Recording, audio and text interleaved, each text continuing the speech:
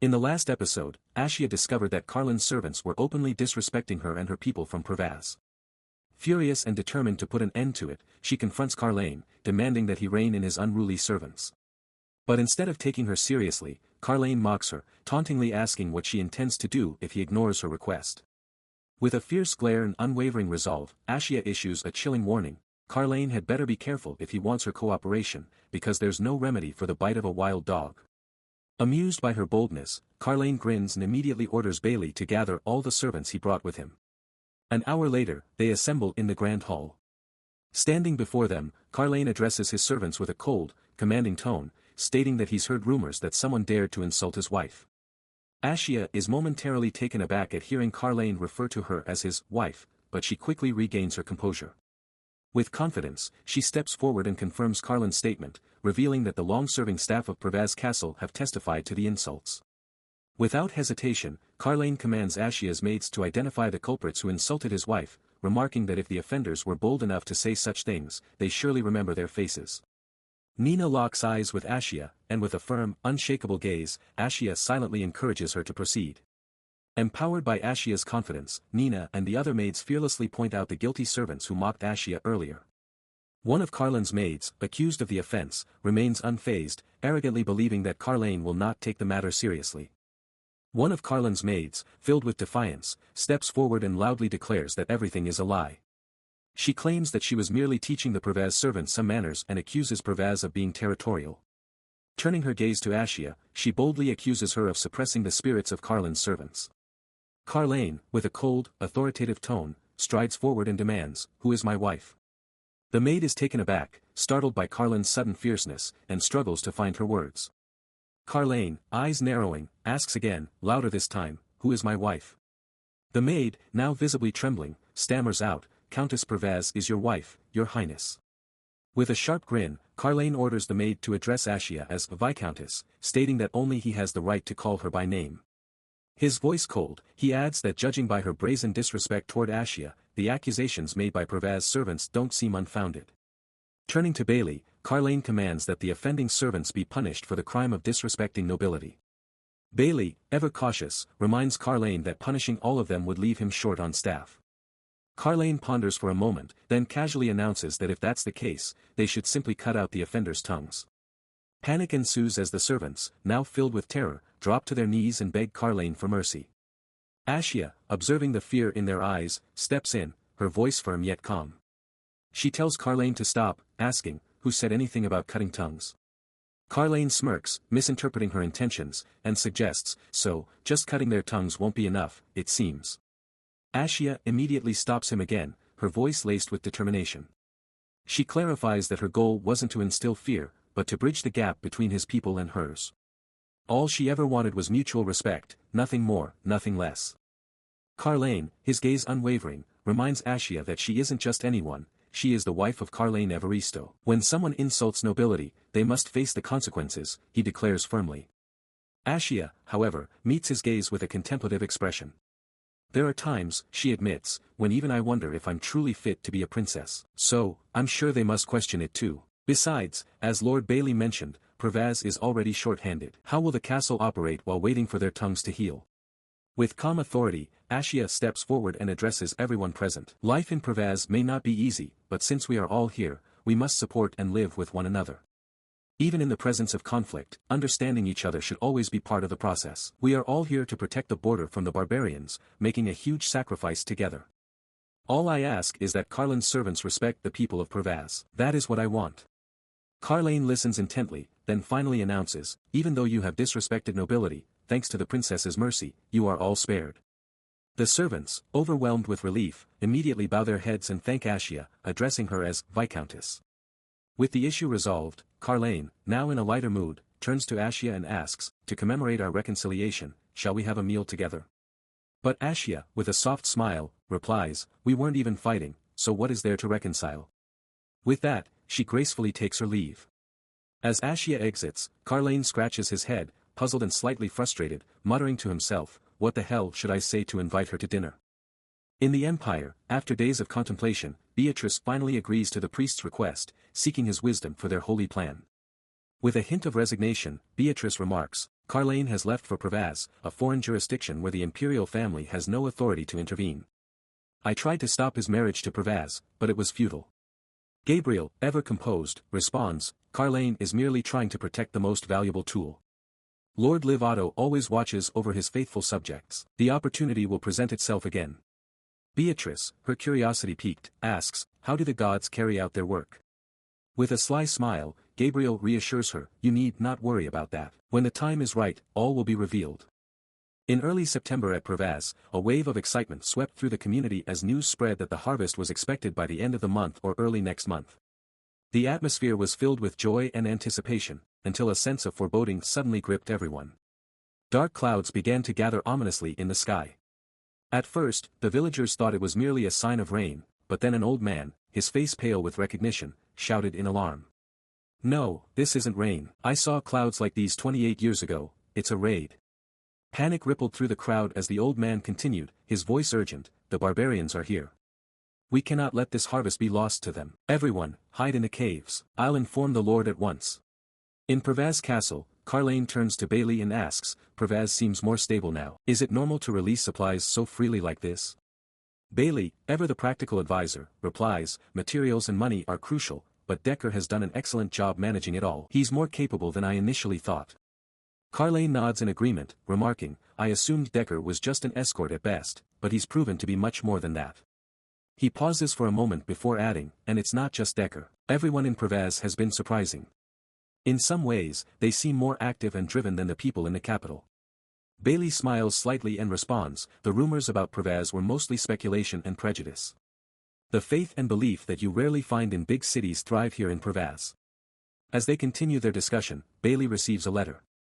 Handing it to Carlisle, he informs him, this is from the Derpit family. Carlisle reads through the letter quickly, then looks up and says, it says the Derpit family is sending proof of loyalty to Pervaz. Bailey, taken aback, exclaims, I'm surprised. I thought Cecilia Derpit would turn her back after losing her position as crown princess. Carlisle, with a thoughtful expression, speculates, the Derpit family likely believes I'll be getting a divorce in 3 years. Cecilia's ambition is as strong as ever. Bailey nods in agreement and comments, Cecilia isn't just exceptional in appearance but also in ability. That's why, deep down, you were considering her for the role of crown princess. Bailey adds thoughtfully, I also believe you had some feelings for Cecilia. Carlisle, momentarily taken aback by Bailey's suggestion, acts somewhat dumbfounded. Bailey presses on, reminding him, you danced with Cecilia at every victory banquet. That wasn't just coincidence. Carlisle waves it off with a dismissive smile, that was nothing, just a fish that needed to be caught. It was all strategy. Bailey, however, isn't convinced. Still, from where I stood, it seemed like Cecilia had feelings for you too. Carlisle's expression turned serious. Cecilia doesn't care about me. What she's truly after is the position of crown princess. And for me, it was all just a part of the plan. I can pretend to be in love with anyone if it serves my purpose. Shifting the conversation away from Cecilia, Carlisle comments, the Derpit family didn't specify what they planned to send as proof of loyalty. Bailey speculates, it could be jewelry, or perhaps some rare, valuable antique. Before Carlisle can respond, the air is suddenly pierced by frantic shouts from outside the room.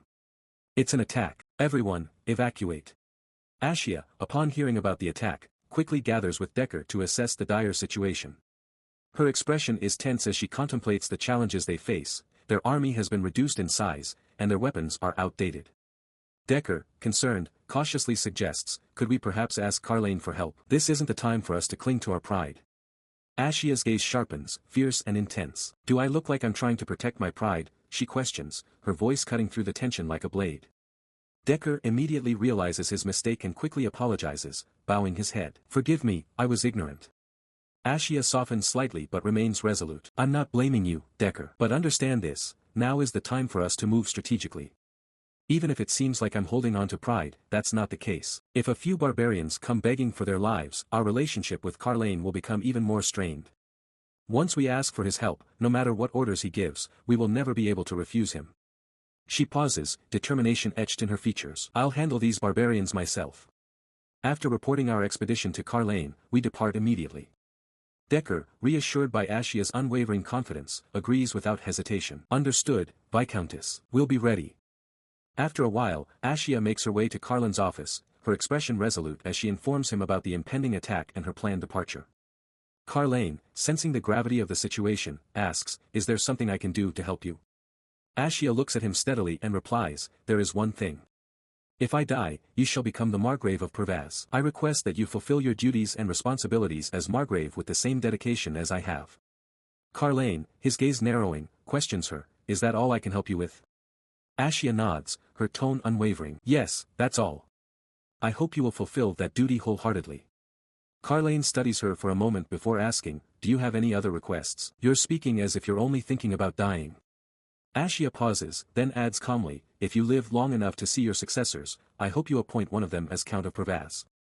With that, Ashia bows deeply before him, her voice firm and full of resolve as she declares, "I shall now return after annihilating the enemies who threaten your land and the safety of His Majesty, the Prince." Carlisle rises from his chair, a faint smile tugging at the corner of his lips.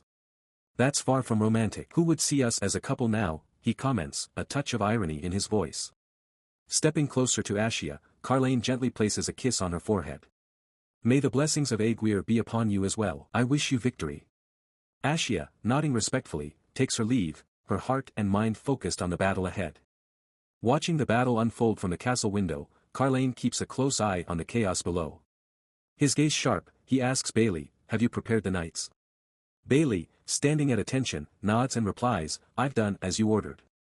A smirk tugs at the corner of Carlin's lips as he remarks, "Ashia Pervaz, said to have cut off the head of the Lure tribe chieftain, now, I can finally see her skill for myself."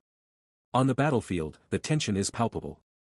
As the barbarians charge forward, Ashia doesn't hesitate. With a commanding voice, she orders the archers to strike, and a volley of arrows cuts through the sky, piercing the enemy ranks. Carlisle observes the battle with intense focus, his eyes never leaving Ashia. Suddenly, Bailey shouts, pointing frantically towards the battlefield. Carlin's heart skips a beat as he follows Bailey's gaze and sees Ashia. To his shock, she is recklessly leading her troops from the front, plunging into the thick of the fight without hesitation. Bailey, alarmed, quickly turns to Carlisle. "Wouldn't it be better to send our knights now?" he urges, clearly anxious. Carlisle, equally nervous, clenches his fists but responds with forced calm. Ashia didn't want help from someone she didn't trust. "Let's wait a little longer." On the battlefield, Ashia's fierce determination drives her forward. She cuts through the enemy lines with precision and finally finds herself face to face with the leader of the barbarian group. The tension between them crackles in the air as they prepare to clash, each knowing that the outcome of this duel could determine the fate of the battle. A barbarian warrior, his eyes blazing with fury, charges at Ashia, swinging a massive axe and demanding, "Who the hell are you?" With lightning reflexes, Ashia dodges the savage blow and taunts back, "Didn't you hear that from the people of the Lure tribe? Even Rikmusha met the same fate." In a fluid, deadly motion, she brings her blade down, severing the barbarian's head with a single, precise strike. But before she can catch her breath, a fierce barbarian woman lunges at her. Ashia expertly blocks the attack with her sword and retaliates with a fierce counterstrike, swiftly defeating her adversary as well. Carlisle, observing the battle from the castle window, is struck by a profound realization. He understands now why Ashia had no interest in jewels or trinkets. In the face of mortal danger, such frivolities are meaningless. Not only is Ashia a formidable fighter, but her tactical brilliance is evident. She annihilates her foes with a dangerous yet astoundingly effective prowess.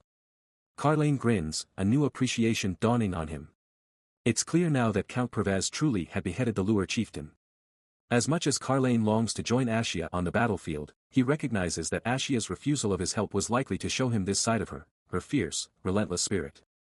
On the battlefield, the rear attack force of the barbarians begins to advance. Bailey, noting the grim development, informs Carlisle with urgency, "Right now, Pervaz's army lacks the strength to stop Igram's rear attack force.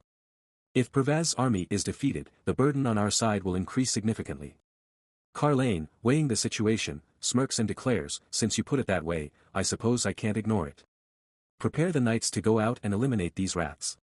His voice is firm, filled with the resolve to support Ashia and protect their position against the looming threat. On the battlefield, Ashia felt a surge of triumph. The barbarians were clearly caught off guard by the unexpected strength of Pervaz's forces, and they seemed to be on the verge of victory. But her elation was short-lived.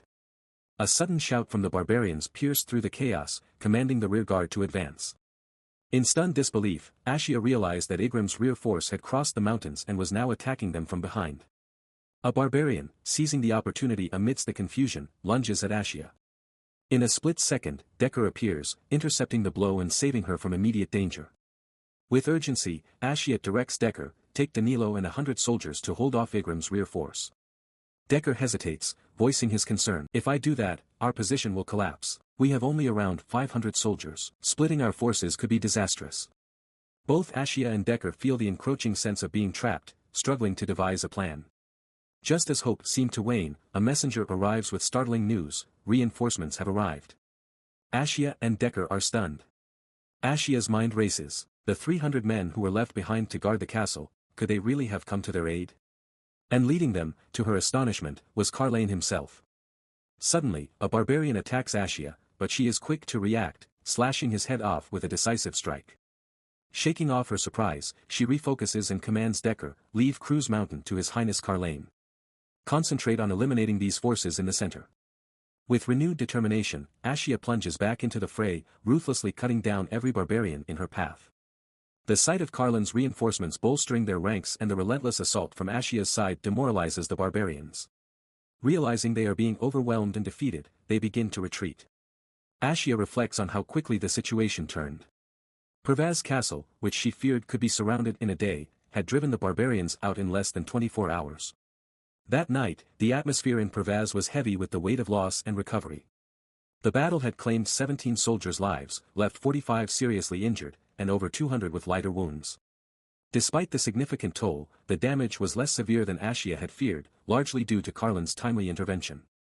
Ashia, feeling a mix of relief and gratitude, tells Decker, "I'm going to see Carlisle now." Decker, who had been reassured by Carlin's presence earlier, looks a bit worried now but nods. "I'm glad he was here to help, but I'm concerned about the aftermath." Ashia reassures him, "Don't worry. We should just be grateful for his help. We'll manage the rest." Entering Carlin's room, Ashia finds him seated on a sofa, looking poised and composed.